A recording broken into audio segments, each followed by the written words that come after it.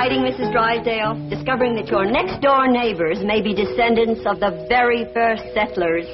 Well, if it's true, but I just can't believe it. The Clampetts are so uncouth, so unrefined. I prefer unspoiled. Yes, Madam President.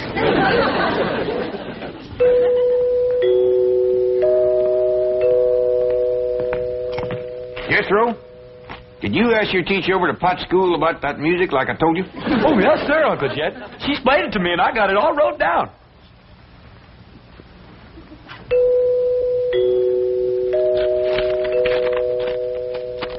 First of all, that there music is what you call chimes. Them's holler tubes that makes ringing sounds when struck by a plunger or striker. Say.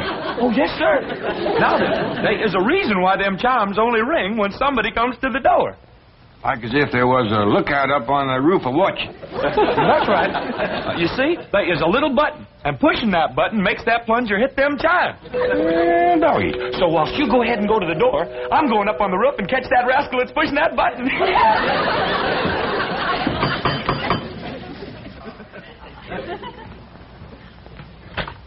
Well, howdy, ladies. Come in, come in.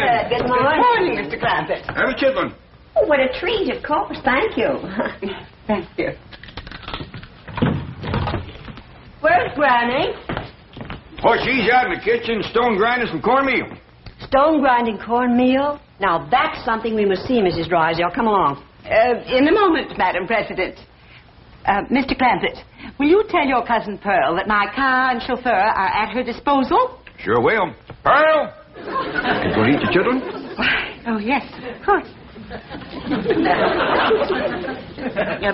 By the way, Mr. Clampett, just what is a chitlin? Oh, these ain't ordinary chitlins. These is Granny specials. They is possum innards deep fried in boiling hog fat. Jack? Pearl, how come you to be using Miss Drysdale's car? Well, kid, now that we's high society, I can't be seen riding around in that old truck. When is we high society? Since that historical lady found out that your ancestors come to this country for the Mayflower. What's that got to do with me? That's the way society works, Jed. The earlier your kinfolk got here, higher up that puts you. I reckon the high society folks is the Indians. No, it don't work that way. How come? I don't know how come. Well, they was here for anybody else. Now, Jed, let's not try to change the rules. Let's just start enjoying the game. Up to now, Mrs. Drysdale's treated us like wet dogs at a wedding. That's kind of warmed up. Warmed up? She can't do enough. Why, she's having her chauffeur take me to all the fancy stores and then to her beauty saloon.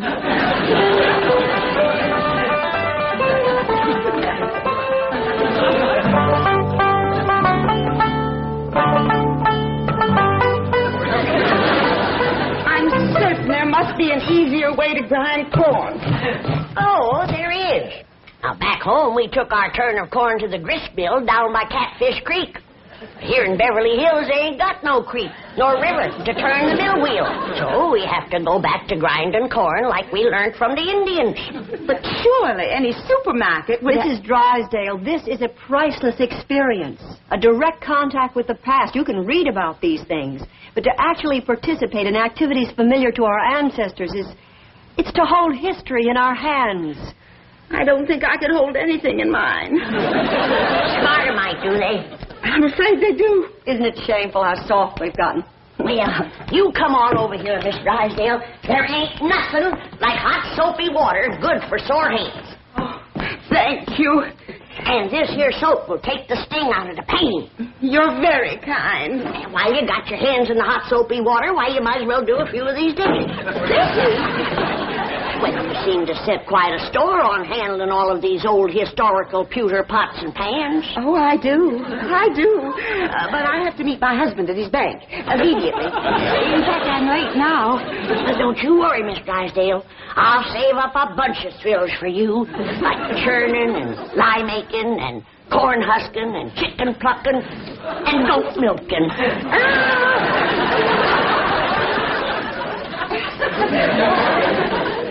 My days! She does enjoy it. Did you see her run so she could hurry back? Now, whose idea was the two baby goats? Ellie Mae's. If I didn't know. I declare, girl, you are the limit when it comes to dragging home critters. All I sent you for was a couple of chickens and a milking goat for Granny. I know, Pa, but these little rascals cried something awful when we commenced to taking their ma away from them. Oh, dear, I forgot that Pearl has my car. Oh, Miss Drysdale, someplace you gotta go? Yes, to the dance, see Milburn. I'll call a cab. Oh, no, that'd be downright unneighborly of us to let you do that. Well, Jethro and Ellie Mae can drive you down there. Sure will. In this truck? And one good turn deserves another. After all, you let Pearl take your car. Oh, and you have the backseat all to yourself, Miss I'm Drysdale. terrible, sorry. I better call a Ain't nobody can get you there faster than we can, Miss Drysdale. Don't worry, Miss Drysdale. This hickory bench is tied on good and tight. Yes, Here, Mrs. Drysdale, you can hold that little fella so he won't bother me when I drive. Now, remember, she's in a hurry, but drive careful, Jethro. I think I better not go with you.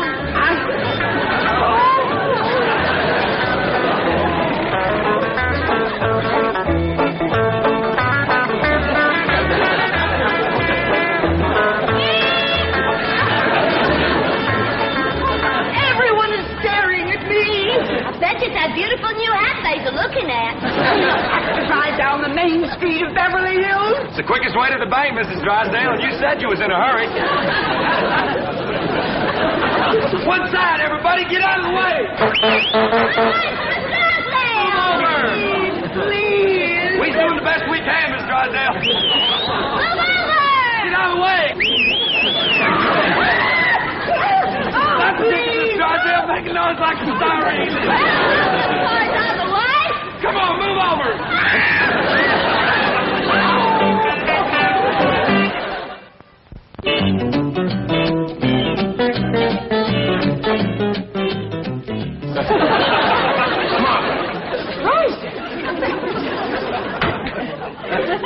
Did you come through the bank in this condition? Shame on you. How could you explain this?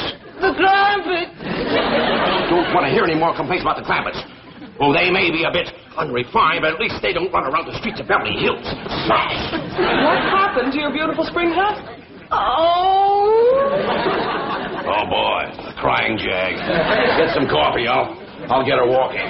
Molly, I can't understand. I can't understand this. I have never seen you take a drink before the cocktail hour. let go of me. Martha, please lie down. I will not. Now, you're not going to be one of those kind of drunks, are you? I am not intoxicated. I'm mortified. The word is ossified. When you listen to me, the clampets are to blame for this.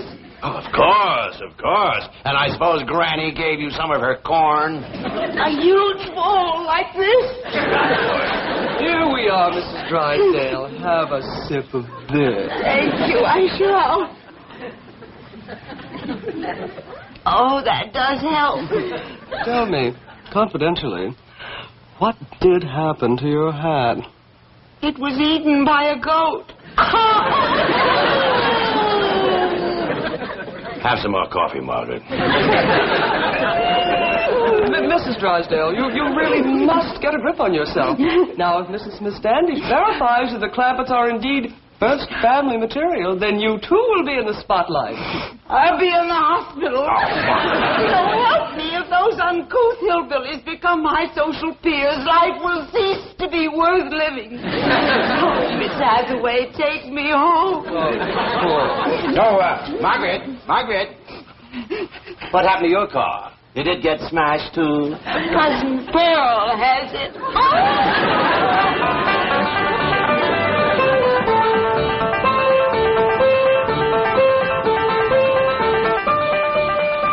You get Miss Drysdale down to the bank all right? Sure did, Uncle Jed. We got the goat tied out back in the kitchen. Granny milk you yet? Nope, she's saving her for Mrs. Drysdale. Take us out to the kitchen. Miss Standish wants to look at them old things in there. Okay, Uncle Jed.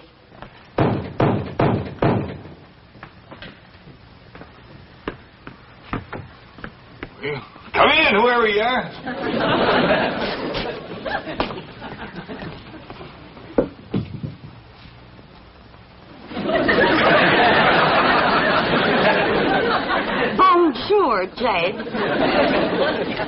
are you?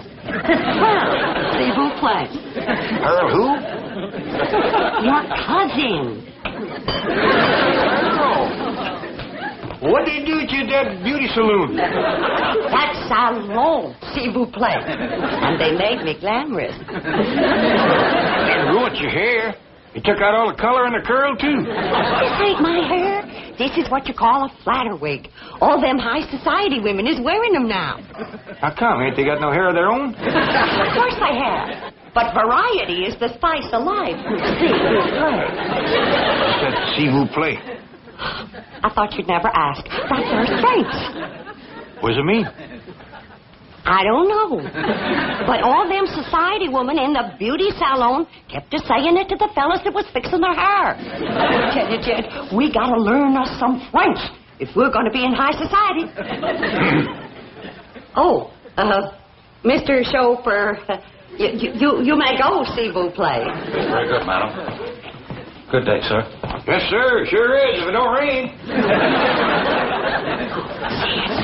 That's the way to live. A big limousine and a livered chauffeur. And then folks just know you's high society.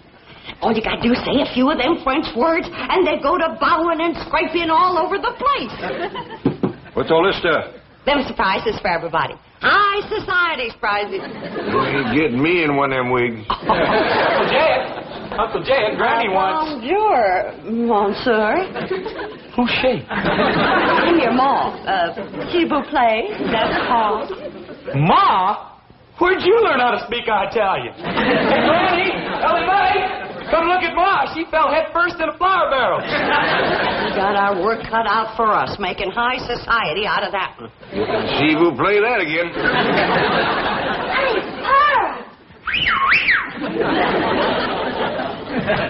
Killing me, high society ladies don't go round carrying goats. Well, Miss Drysdale held one on her lap all the way to the bank. Didn't she, Jethro? Oh, yeah. What's all the commotion in here? Looky yonder at glamorous Cousin Pearl.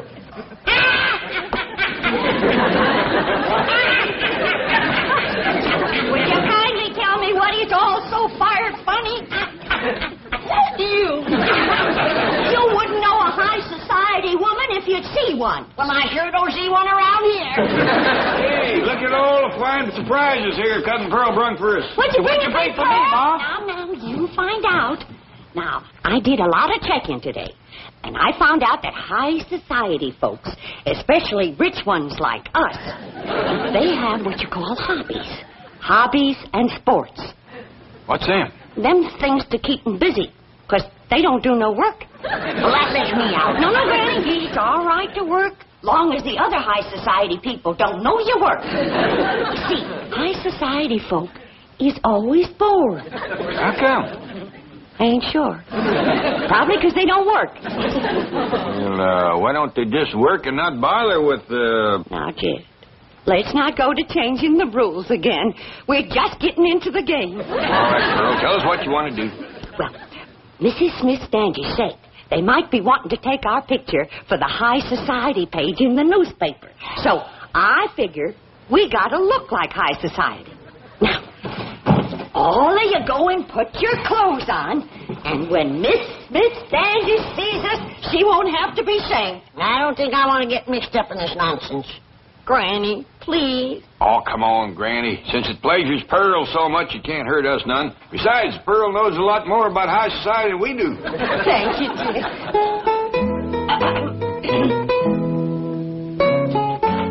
Pardon, Mrs. Smith Standish. Oh, Jean, what a beautiful gown. Mercy.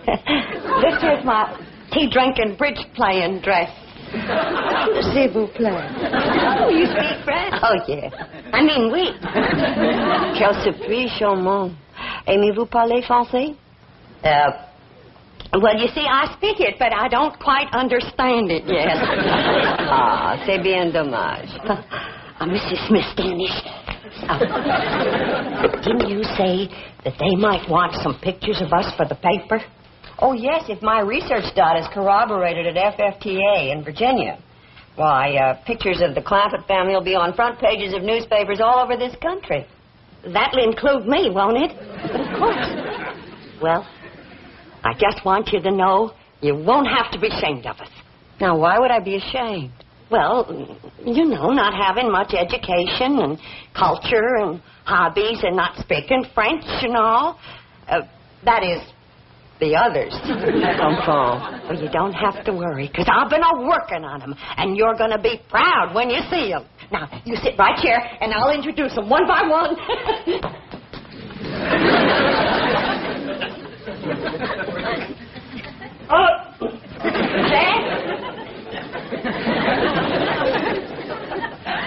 Mrs. Smith-Standish, it gives me great pleasure to present my blood cousin, that international millionaire and high society sportsman, Mr. J.D. Clampett. Jed!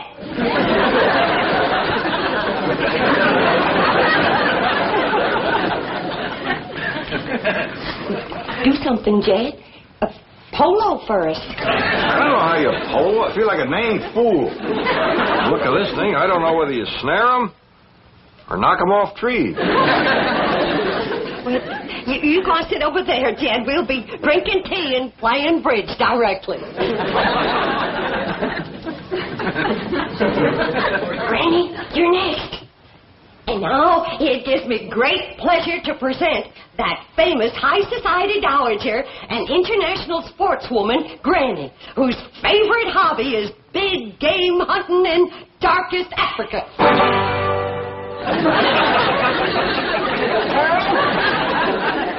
It's a good thing for you this gun ain't loaded. Granny, you go on over there and sit down, and we're going to have tea and bridge.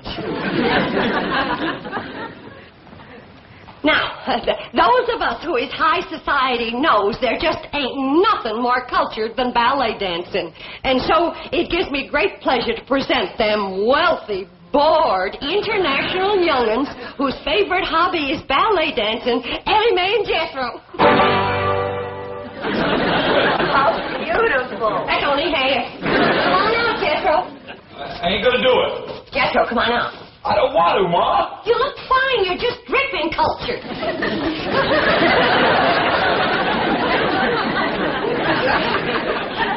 Mrs. Bodine, Jethro shouldn't be wearing this tutu. See, Ma? I told you. Well, I know it ain't big enough, but it's fine for the picture. No, wait a minute. Wait. We ain't got tea and bridge yet.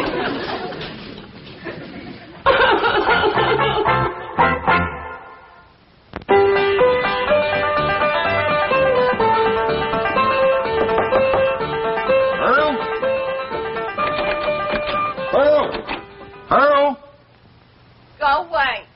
Oh, Pearl, come on out. Don't sit in there and sulk. Miss Standish wants us to show her how to do the Virginia reel. You show it to her. I ain't no mood for dancing. Well, we can't dance it without you. Come on, everybody's getting all dressed up. I had you all dressed up and you run out on me. Pearl, we just ain't ready for society that high. Now, Miss Standish wants us all to get dressed for reeling. Come on out. You can wear your store-bought hair. I can't neither. She's gone. Is that old go-get-it? Crazy enough to eat anything. I have the most dreadful premonition that I'm making a terrible mistake in coming back here. Oh, think of your career. Mrs. Smith-Standish has virtually promised to support your candidacy for West Coast Vice President of the FFT of A. Margaret Emerson Drysdale, Vice President of the Women's Federation for the Preservation and Perpetuation of the First Family Traditions of America. West. Does rather roll off the tongue, doesn't it? It has a ring to it. But I promise you, here and now, I'll wash no more dishes, I'll grind no more corn, and I'll make no more soap. These aristocratic hands were only meant to hold a vice president's gavel.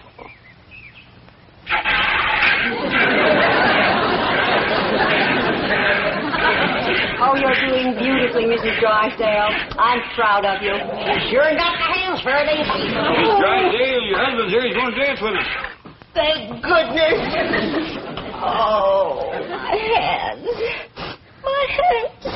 They'll never be the same again. There's nothing like milking a goat to pretty the hands. Come on, Granny. We're getting ready for the Virginia reel. I'll fetch your lap organ in for you. Oh, Mrs. Drysdale, have you seen this priceless antique lap organ? Oh, so that's what it is. I mean, it's marvelous. You like music, Miss Drysdale? I adore music, especially the authentic lap organ. I reckon Granny will let you have a turn, won't you, Granny? Why, sure. Mrs. Drysdale, did you hear that? Oh, what a red-letter day this is for you. Oh, yes, indeed it is, Madam President. Well, come on, let's get in there and get at it.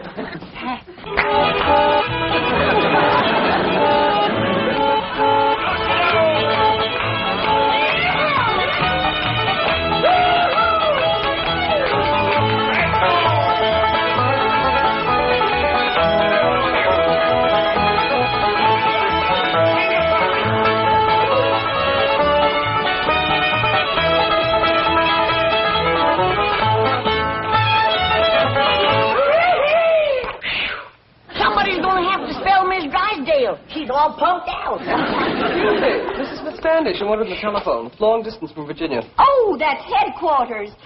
Mr. Clampett, if our genealogical records confirm those entries in your family Bible, you will make headlines from coast to coast. Your pictures will be in every newspaper. Yee-hoo!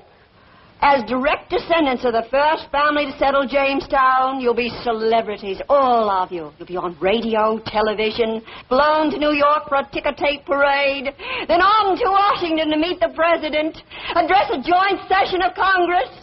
Statues will be erected of you. Excuse me, the telephone. Let her roll, Miss Hathaway. She's right. I've got to come down to earth long enough to get confirmation. Excuse me. Mrs. Smith Standish speaking. Yes? Yes. Oh, well, that was the entry in the old Bible I couldn't quite make out. Oh, well, Mr. Clampett is right here. I'm sure he'll be able to give us confirmation immediately. Mr. Clampett, if your great-grandfather's name was Ezekiel, you are the Clampett the world is waiting to discover.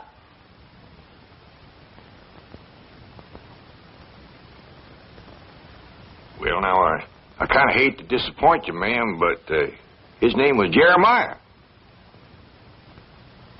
I could have told you that, Madam President. Not for one moment was I fooled. I'm sorry. No, there seems to have been some kind of a mistake. Jed?